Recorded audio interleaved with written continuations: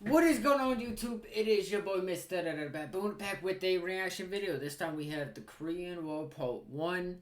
We're going to react to it. I will have the video and the link for the channel down below in the description. If you guys want to check it out, you guys can. I don't think I really have anything else for the intro. We got Part 1 and Part 2 to do. And then I got another video I got to do. So we're going to go ahead and jump right into this. So, first, we're going to make sure to like, look at that. I already did. Nice. I think I liked it, thinking I already hit record and I did it, so. But, here we are. Now, let's get into it. Answering this video, more on them later. The Korean War, June 25, 1950 through July 27, 1953. With all this help, North Korea got ready and surprised everyone with an invasion in 1950. The North launched a surprise invasion of the South on June 25, 1950. On June 25th, 1950, 75,000 soldiers from the North Korean People's Army rushed across the 38th parallel. I'm tired of it. I'm tired of it. Let's cut the bullshit and propaganda. Let me tell you what really happened. Okay. Saying that the Korean War started when the North invaded the South is an oversimplification that doesn't really help us understand the conflict. After all, the Korean War was originally a civil war. Did Abraham Lincoln start the American Civil War when he invaded the South? You're goddamn right he did. States' rights, brother!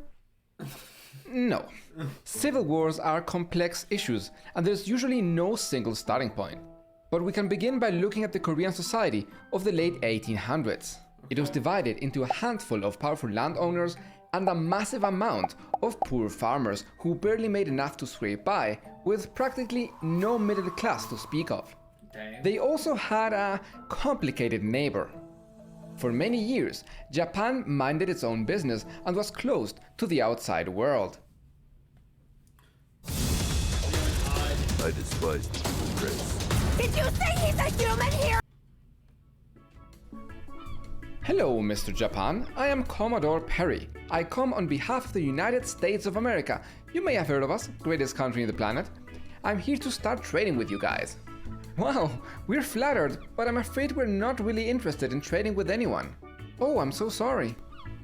Don't worry, it happens all the time. No. I'm sorry you thought I was asking. What? The Japanese were humiliated and forced to accept. Then they did what any reasonable nation would do: beef up their military, start a war with Russia, beat Russia, start a war with China, beat China, and then go on a murderous rampage as you pillage and plunder everything in your path. Damn. And Korea was very much in Japan's path. They imposed a series of unfair treaties upon Korea and gradually increased their influence until they formally annexed it in 1910. The Japanese attempted to erase Korean culture and eventually prohibited the Korean language. If Koreans wished to continue speaking their own native language, they were forced to hide their identity. Thankfully, they had Surfshark VPN, today's sponsor. Surfshark VPN is a virtual private network that keeps your online identity safe by encrypting all of the information sent between your device and the internet, keeping your personal data protected from big companies or cyber criminals. Did you know that the global data brokers market is currently worth over $200 billion and will likely surpass $400 billion by 2030? Your data is valuable and companies know that. So it is always good to protect yourself, especially on public networks. Surfshark VPN can help you do just that. Another great thing is that Surfshark allows you to change your IP address, which lets you access geo-restricted services like Netflix. And literally nothing to lose by trying it out. So start using Surfshark VPN today with my coupon CAREABOUT and get up to 3 extra months for free. Shit. You can also scan the QR code on screen or click the link in the description. Happy surfing! As I was saying, Koreans resisted through guerrilla warfare, but also through intellectual movements and peaceful demonstrations, which time and time again were brutally suppressed. The Japanese occupation of Korea closely I like how that sound says stop being jokes. resembles the Nazi occupation of France during World War II due to its brutality, control, and long-lasting effect on the occupied country. In 1931, Japan invaded Manchuria, an area of China with many ethnic Koreans, and Korean resistance intensified as they formed more decentralized guerrillas and secret societies. Within a few years, a man who took the name Kim Il-sung rose as a prominent guerrilla leader. After witnessing the failure of peaceful demonstrations and the unrelenting brutality of the Japanese, Kim had become convinced that armed struggle was the only possible solution to the occupation. Kim was a vital part of the fight for Korean liberation, but his figure would later be enshrouded by disinformation. That is not the real Kim Il-sung. Kim was a hero. This man is nothing but a look-alike, a lying fraud propped up by the communists to deceive you into slavery. That's ridiculous.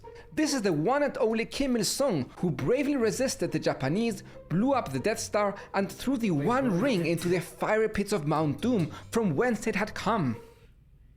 The truth probably lied somewhere in between. To solidify their occupation, the Japanese implemented a carrot and stick system. Collaborators, who were mostly aristocrats, got the carrot and were often rewarded with special titles and powerful positions. But dissidents got the stick. Got the stick. The Japanese formed the National Police, which included Damn, they just beat the. What the fuck? many Korean collaborators. This fucked. police force was tasked with destroying resistance at any cost. They ruthlessly slaughtered anyone suspected of being remotely friendly to guerrillas, and the word guerrillas was a very broad and vague term. I see here that you have been a loyal subject to the Japanese occupation. Wonderful, you get a carrot. Wait, it looks like she still owes a tax payment from last season. Yes, I'm so sorry. Between the harsh winter and my landowner's cut, I didn't have any surplus. Is that so? Or are you lying and trying to undermine our rule? Are you secretly part of a guerrilla? Give me that. You, young lady, get this stick. During their occupation of China and Korea, the Japanese slaughtered millions of peasants and committed acts so atrocious that I cannot talk about them without getting the dollar. Wait. It would be. What the fuck? Forces civilians into top floor of a building that burned. What the fuck?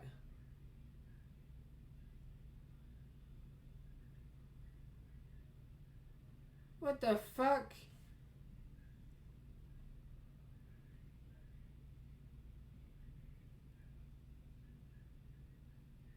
What the fuck?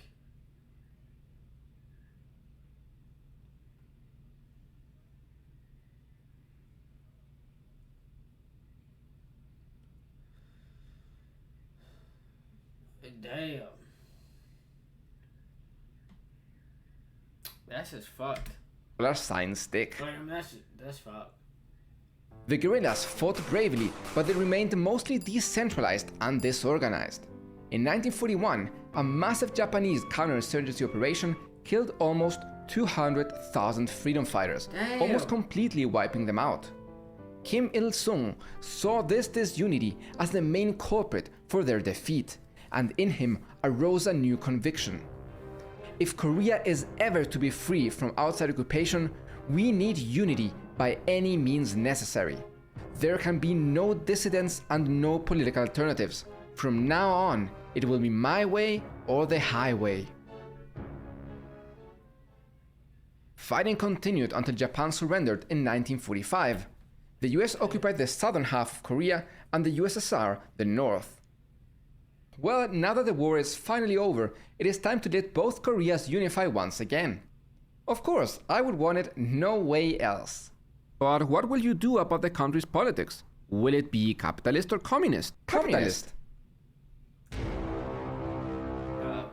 When the Allies arrived at Korea, they found plenty of local people's committees established in the country, which proclaimed the People's Republic of Korea, led by the Christian nationalist Cho Man-sik.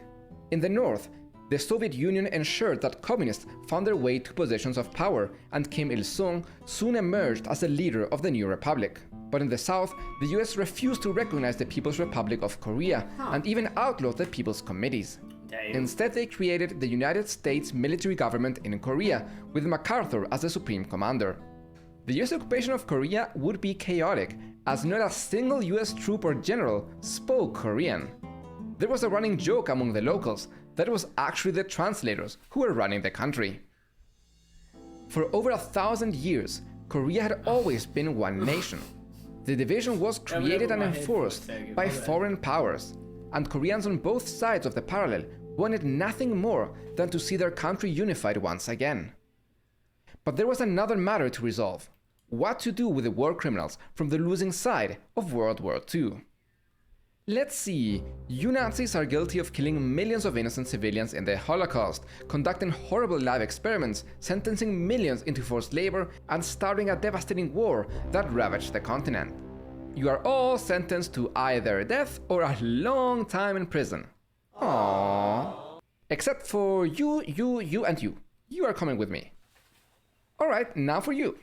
You are guilty of killing millions of innocent civilians, conducting horrible live experiments, sentencing millions into forced labor, and starting a war that ravaged the continent. Not mentioning that you forced between 200 and 400,000 women into sexual slavery for your soldiers.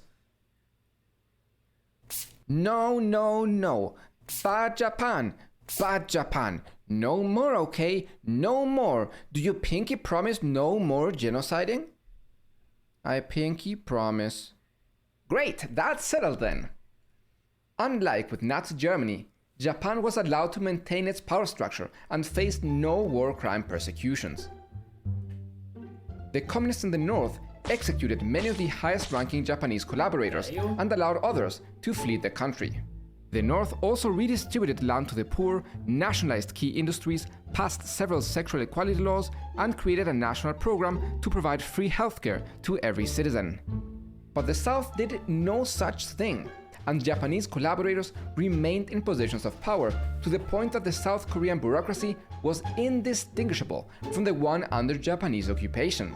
Even the infamous National Police remained operational, as the US and the new South Korean military government worked together to exterminate the remnants of the guerrillas that had once fought against the Japanese. This was a massive slap in the face to ordinary Koreans who lost loved ones to the Japanese occupation. Yeah.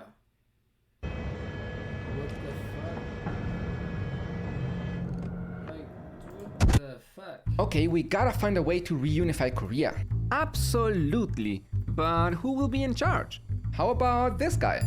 He is an activist for Korean independence and widely liked in both the North and South. That sounds right, but wait a minute. Is he a communist? Yes, but he's one of the most popular figures in Korea. No, not him. Okay, how about we both leave and we let them figure it out by themselves? God, no. What if they choose communism? No. Let's just let the United Nations figure it out. How about you guys leave and we supervise elections? You? No way. You're basically America's fan club. Okay, then how about we hold elections, but only in the South? That's a great idea. This was, in fact, a terrible idea. The US brought Syngman Rhee to Korea from his exile in the United States to become president. But many Koreans rightly saw these elections in the South as the beginning of a permanent division of the country, so they boycotted and demonstrated against it. The inhabitants of Jeju Island, mostly leftist, were particularly active in their protest against the elections, and right-wing youth organizations began to terrorize the island. Many of these terrorists had worked for the Japanese occupation, and now they exerted extreme violence against the local population. In Hagui village, they captured a pregnant 21-year-old woman named Moon, whose husband was allegedly an insurgent. They dragged her from her home, stabbed her 13 times with spears, and left her to die with her baby half delivered. Other women were serially sexually abused, often in public, and finally blown up with a grenade in the vagina. Bro, what? As demonstrations demanding unification with the North intensified, the US military government deployed the National Police to suppress them. The police arrested 2,500 people in Jeju, and the islanders later found the dead body of one of them and realized that he had been tortured to death. This was the final straw. On April 3rd, people revolted along the northern coast of Jeju and attacked 11 police stations. After the elections, in which Syngman Rhee won by an inconspicuous 92.3% of the votes, the incidents escalated, leading to the death of 35 police and rightists. The US took a direct role to assist the newly formed South Korean Republic in eliminating the insurgency, using the same tactics once used by the Japanese. The islanders were massacred, leaving 60,000 dead. What? Of the 400 villages, What did that only say? one massacred, leaving 60,000 dead.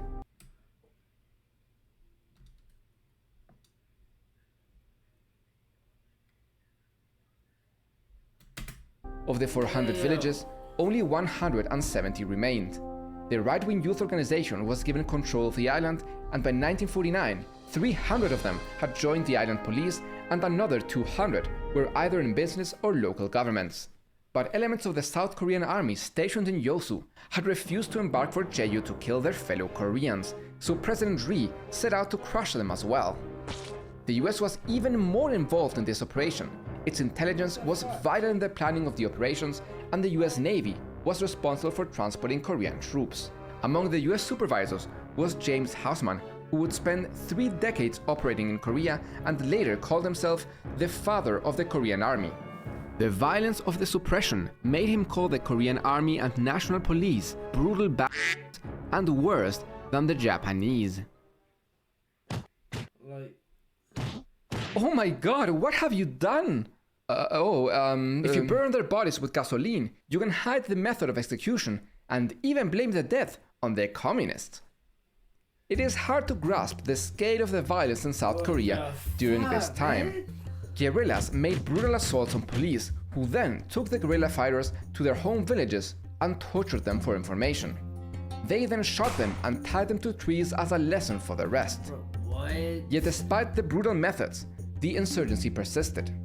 After all, the South Korean insurrectionists had good reason to be upset. While the North had implemented social and land reform and taken some steps towards gender equality, the social structure of the South remained as unfair as ever.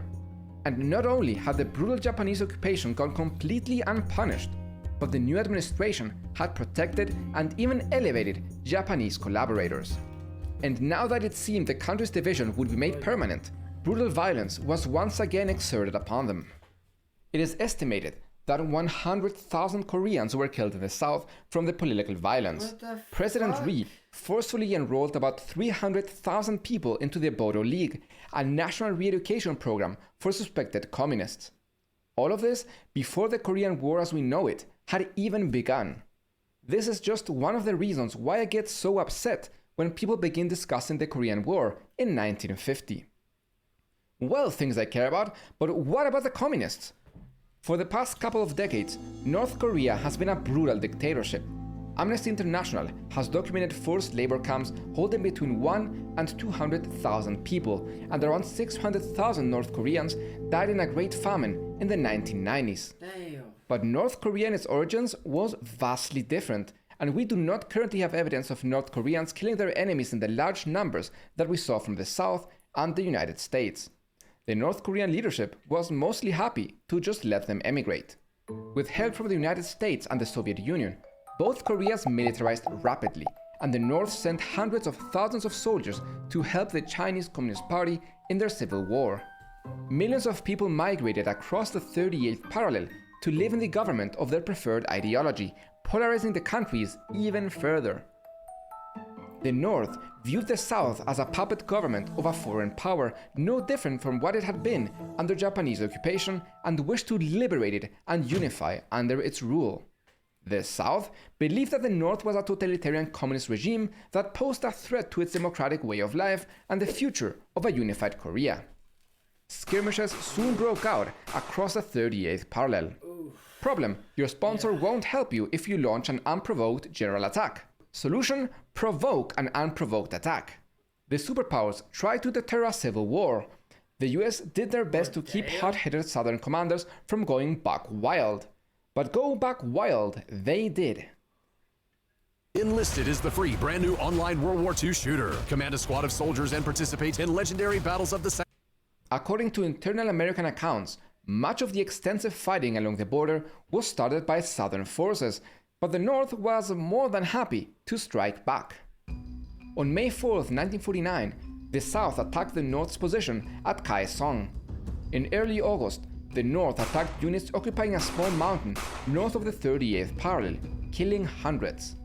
The only question was which Korea would lose patience and strike first. There is some debate about what happened next. I'll let the armchair historian explain the official US version. Can I just say there was just a lot of information in this?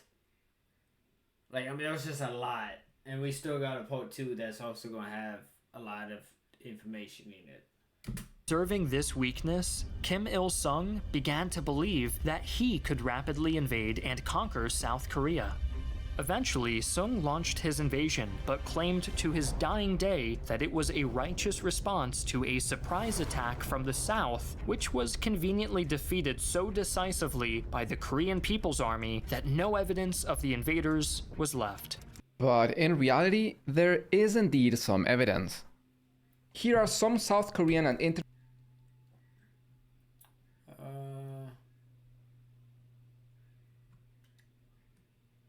international sources that back up this theory. Whatever the truth may be, the North decided to invade, and we finally get to this point. On June 25, 1950, 75,000 soldiers from the North Korean People's Army rushed across the 38th parallel. Korean Popular Army forces assaulted the 1st Regiment of the Republic of Korean Army south of Chorwon, inflicting heavy casualties. The ROK 7th Division was stationed at the strategical town of Uijeongbu, and they had not joined the battle even by the morning of June 26th, probably because it waited for reinforcements by the 2nd Division. But when the 2nd Division arrived later that day, it quickly collapsed and the South Korean troops panicked. A hole opened up in the Uijeongbu corridor and North Korean troops poured in, moving closer to the capital. Fearing a popular uprising, President Ri ordered the massacre of the Bodo League members. South Koreans killed between 60 and 200,000 of its own citizens. Many of these people were not even communists, but had been enrolled to comply with Ri's high quotas. The South Korean government and its American allies initially attempted to put the blame on the North Koreans, and it wasn't until the 1990s that the Truth and Reconciliation Committee managed to establish the truth. Morale in the South Korean army was already low because of their lack of firepower and poor training, especially compared to the hardened North Korean veterans who had recently returned from China. Ri's government had become increasingly unpopular, and many soldiers despised their officers who had served the Japanese. As people across the South took up arms and harassed the South Korean army from the rear, countless ROK units mutinied and fled. In these dire conditions, Seoul could not hold any longer. President Ri had promised to stay in the capital, but fled the city aboard his special train. The army and police began a chaotic retreat, during which they blew up the Han River Bridge without warning, killing hundreds of their own police, military and civilians who were crossing it. Before the police abandoned the capital, they massacred between 4,000 and 7,000 political prisoners. Americans photographed and recorded the incidents, but did nothing to stop them. These killings were also initially blamed on the communists. The capital fell quickly, and the North continued its advance. During the Battle of Daejeon, President Ri once again addressed his people. "My loyal subjects, know that I wholeheartedly believe in you and your ability to defend the nation. That is why I have decided to stay here in Daejeon until the very end." Wow, that means so a lot to us. Maybe we judged him too soon. That's great. Go Ri! Wait, where is he? Once again, President Ri broke his promise and escaped far away from the front lines. Military morale evaporated and civilians panicked. Within a week, half of the ROK soldiers were dead, captured or missing, and almost 70% of the total military equipment of the South had been lost. General MacArthur visited the front lines and concluded that the ROK army had mostly ceased to fight. The Civil War could have ended right here. Korea unified once again under North Korean leadership. It could have been just another in the long list of civil wars in developing nations. Again, thank you to Surf Shop. I think that's it, right? Yeah, it looks like it's it. But that was a lot of information, and like just so much, like that didn't even need to happen. Not even close. So much for what the way I'm kind of getting at. You know what I mean? There was just so many civilians killed, and like it was just like, what the fuck. Let me know what you guys' thoughts are. I gotta get this uploaded, then I gotta get part 2 uploaded. Well, recorded, then uploaded for part 2. And then I gotta get the other video done. So let me know what you guys think down below in the comments. Make sure you guys do check the description if you guys want to check it out for yourselves. You guys can. It's down below. The link and the video is down below in the description if you guys want to check it out. That is going to do it for this video. Positivity is key. Motivation is key. Happiness is key. I'll see you guys in the next one. You stay safe. Watch over each other. All that good stuff. I'll see you guys in the next one.